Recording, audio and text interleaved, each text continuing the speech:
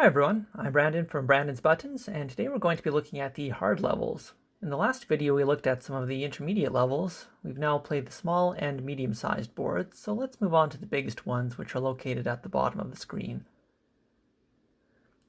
Now, as you can see, the screen color has changed again, indicating that we are in a higher difficulty. Last time we were on intermediate yellow, and now we're on to red. Every section starts out easy and then becomes progressively more difficult as you go along. This puzzle is fairly simple, even without seeing the move limit. It looks like we'll be able to solve it in about 4 moves just by clicking the middle buttons. There we go, perfect. Now this next puzzle is a little bit more difficult. If I don't see an obvious solution, I like to try clicking random patterns because that can bring me to a simpler starting point.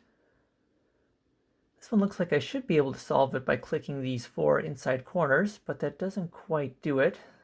Clicking the inside white blocks doesn't appear to help either. So let's go back and think about this. If we can only click the middle button once or an odd number of times to make sure it stays on, then that makes it really simple. If we do that first, the solution is obvious. We just click all of the middle buttons around the edge and perfect. So let's go back home and try one of the hardest puzzles in the game. So now we're playing on a 7x5 board. So let's scroll through these, and here, this one looks particularly nasty. It's a symmetrical pattern, but with an extra button on each end, so it isn't perfectly round. The middle button's already on, so we can't click it. We can click the surrounding buttons, but we'll need to press each surrounding button in even numbers to make sure that the middle button stays on.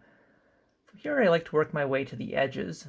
If we click the buttons next to the off buttons, we'll get away from the middle since we already know that part is solved. And doesn't look like this is quite working either, so let's try this one more time.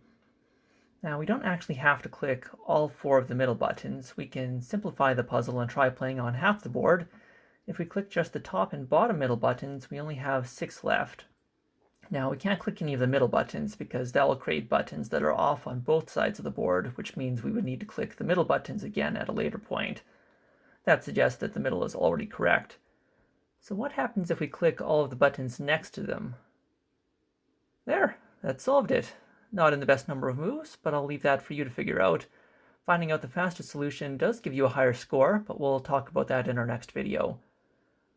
Be sure to join us next time when we look at scoring, star ranks, and getting perfect on every level. If you're looking to pick up a copy of Brandins Buttons, it will be releasing on Steam later this year. You can also visit us on Twitter at massive_ca or visit us online at massivecorp.ca. Thanks for joining us, and we look forward to seeing you next time.